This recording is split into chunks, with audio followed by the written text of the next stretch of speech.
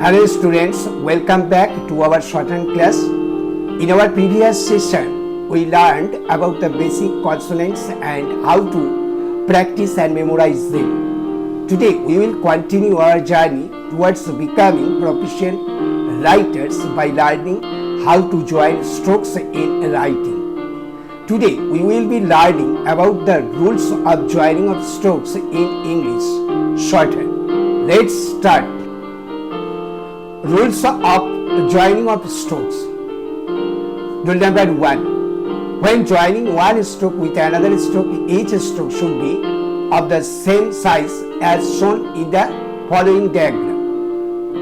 অর্থাৎ আমরা যখন জয়েনিং করব তখন প্রত্যেকটি স্ট্রোকের সাইজ সমান রাখব, প্রত্যেকটি স্ট্রোকের সাইজ ইকুয়াল ইন লেন্থ হবে।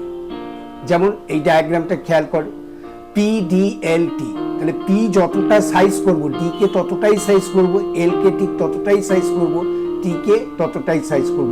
অর্থাৎ প্রত্যেকটি স্ট্রোকের সাইজ ইকুয়াল ইন লেন্থ হবে।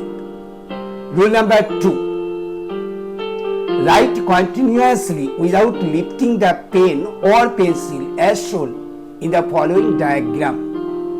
আমরা যখন স্ট্রোকের সঙ্গে স্ট্রোক জয়েন করব তখন আমরা পেন পেন্সিলকে লিফট করব না। যতগুলো স্ট্রোকের জয়েনিং থাকবে আমরা একটানা একবারে লিখব। যারা পেন দিয়ে লিখবে তাদের জন্য পেন লিফট করবে না, যারা পেন্সিল দিয়ে লিখবে তারা পেন্সিল লিফট করবে না।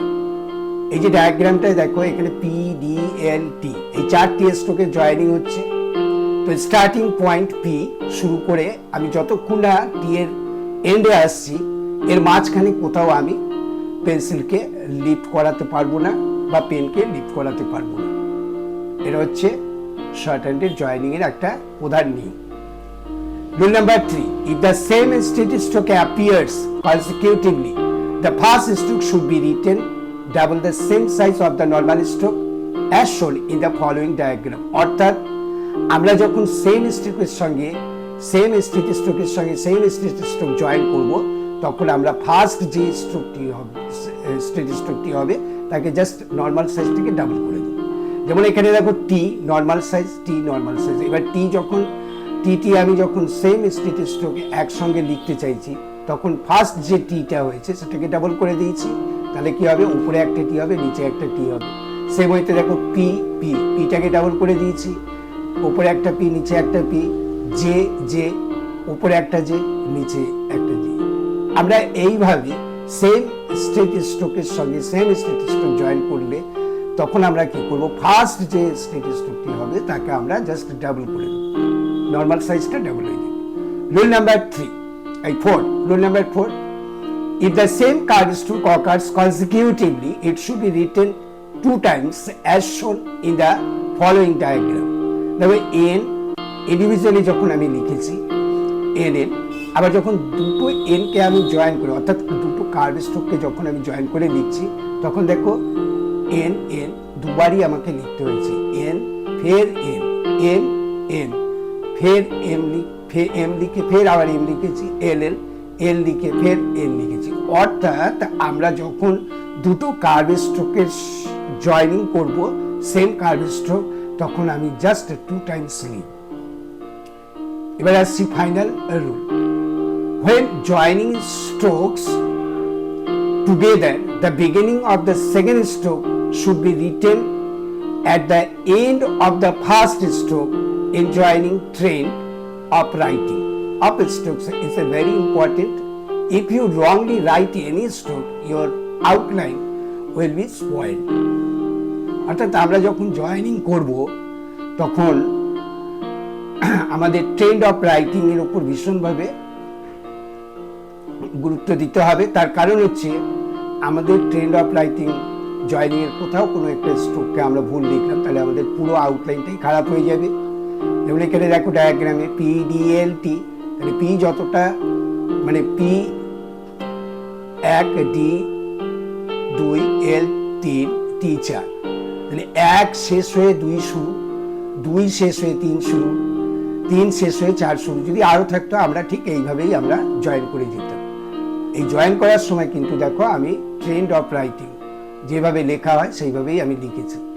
অর্থাৎ পিটা ডাউন ট্রেন্ড ডাউনে লিখেছি, ডিটা ডাউন ট্রেন্ড ডাউনে লিখেছি, এলটা আপ ট্রেন্ড আপে লিখেছি, টিটা ডাউন ট্রেন্ড ডাউনে লিখেছি। অর্থাৎ আমরা যখন স্ট্রোকের সঙ্গে স্ট্রোক জয়েন করব তখন আমাদের ট্রেন্ড অফ রাইটিং অনুযায়ী লিখতে হবে। এবার আসছি how to practice joining of strokes. দেখো এখানে একটা খাতা নেবে, লাইন টানা খাতা, পি পি পি, ধর পিপি, দেখো পিপি, পিটাকে ডাবল করেছি, এবার পিপি করে এক লাইন, ডাব্লিউ আর, ডাব্লিউর সঙ্গে আর। এবার আমাদের দেখো কোনো আর বলেনি কোন আর হবে, তো ডিরেকশনে মানে ইনস্ট্রাকশন যা দেওয়া থাকবে সেইভাবে আমরা লিখবো। এখানে ডাব্লিউর সঙ্গে আর করতে বলেছে আপওয়ার্ড আর, আপওয়ার্ড আর জুড়ে গেছে ভিএন, তো এক লাইন করে আমরা করবো। তাহলে ডাব্লিউ আর, দেখো W R W R W R এক লাইন করবে, ভিএন ভিএন ভিএন ভিএন করে লিখবে। আর যদি জায়গা ছাড়ার প্রয়োজন হয়, অর্থাৎ লাইন ছাড়ার প্রয়োজন হয় তবেই ছাড়বে, আদারওয়াইজ ছাড়বে না, ঠিক আছে। আর আউটলাইনকে যতটা পারবে পরিষ্কার পরিচ্ছন্নভাবে লিখবে, কারণ এইগুলোই কিন্তু ভাইল যখন দেবো আমাদের প্রত্যেকটা আউটলাইনে একটা করে ওয়ার্ড আমাদের হয়ে যাবে। তো এই কারণে আমাদের কি করতে হবে, প্রত্যেকটা আউটলাইনকে সঠিকভাবে জয়েনিং করে প্র্যাকটিস করতে হবে। যেমন ডিএমআর, ডিএমআর এই যে জয়েনিংগুলো করেছে একটা নিউ ফ্রেশ ক্যান্ডিডেট, তাকে দিয়ে আমি প্র্যাকটিস করিয়েছি এইভাবে, সেটাই আমি তোমাদের সামনে দেখালাম, ঠিক আছে। তাহলে কীভাবে জয়েনিং করতে হয় বুঝে গেলে ব্যাপারটা। এবারে দেখো joining of strokes, use the down warder. তো এখানে আমরা দুটো আর আছে আমাদের, তো একটা আপওয়ার্ড একটা ডাউন আন্ডার। আমরা জানি না যে কখন কোন আরটা হবে, তো আমাদের যে ইনস্ট্রাকশনে দেওয়া থাকবে এখানে বলে দিয়েছে ইউজ ডাউন ওয়ার্ডার, অর্থাৎ আমরা এখানে যা আর করবো সব ডাউন আন্ডার করবো, ঠিক আছে। এরকম দেখবে আপওয়ার্ড আর দিয়েও থাকবে, তো join the following strokes use আপওয়ার্ডার। তো আমরা কি করবো তখন আপওয়ার্ডার লিখবো। তাহলে F R F R F R এরকম করে এক লাইন এক লাইন এক লাইন করে আমরা এই জয়েনিংগুলো করবো।